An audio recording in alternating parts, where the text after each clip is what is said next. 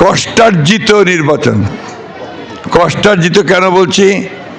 যেটার জন্য আমাকে দীর্ঘ 15 বছর আমাদেরকে সংগ্রাম করতে হয়েছে, লড়াই করতে হয়েছে, আমাদেরকে অনেক মূল্য দিতে হয়েছে, ত্যাগ স্বীকার করতে হয়েছে।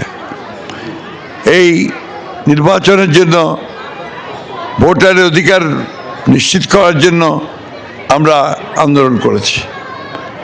আমাদের নেত্রী দেশনেত্রী বেগম খালেদা জিয়া প্রায় 6 বছর তিনি জেলে ছিলেন।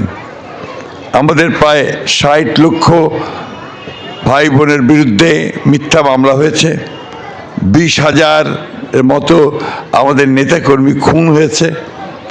1700 মতো নেতাকর্মী আমাদের গুম হয়ে গেছে। এত কিছু ত্যাগের বিনিময়ে আবারও আপনার এই যে 14ই জুলাই যোদ্ধা, যেটা জুলাইয়ে আমাদের প্রায় 2000-এর মতো আমাদের তরুণ যুবক তারা প্রাণ দিয়েছে। এই এত ত্যাগ তিতিক্ষার পরে যে নির্বাচনটা আমরা পেয়েছি, এই নির্বাচনটাকে আমাদের অত্যন্ত গুরুত্বপূর্ণভাবে দেখা উচিত।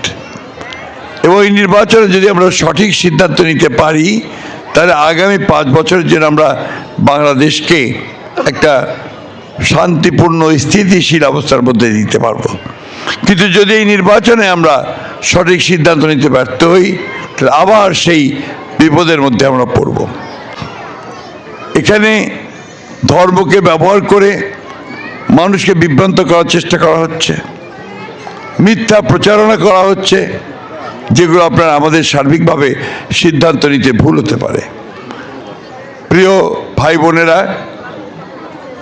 নির্বাচন একটা 5 বছরে একটাই আসে, আর যে ভোট আমরা দেই, এই ভোটকে কিন্তু বলা হয় পবিত্র আমানত।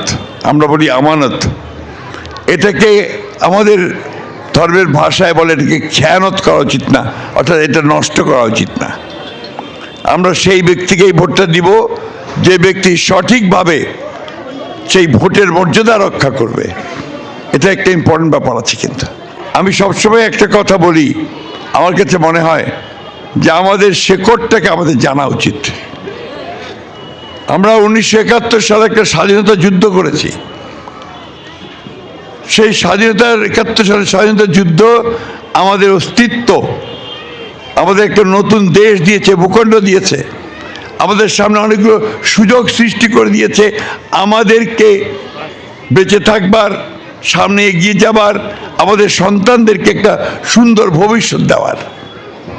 এটা কিন্তু খুব জরুরি। দুর্ভাগ্যজনকভাবে একটা গোষ্ঠী ওই 71কে পিছনে ফেলতে চায়। 71কে পিছনে ফেললে আমি আমার অস্তিত্বকে অস্বীকার করব। সেই জন্যই আমি সবসময় এই কথা জোর গলায় বলি যে 71 হচ্ছে আমার মূল অস্তিত্ব, এটাকে নিয়েই আমাকে এগোতে হবে।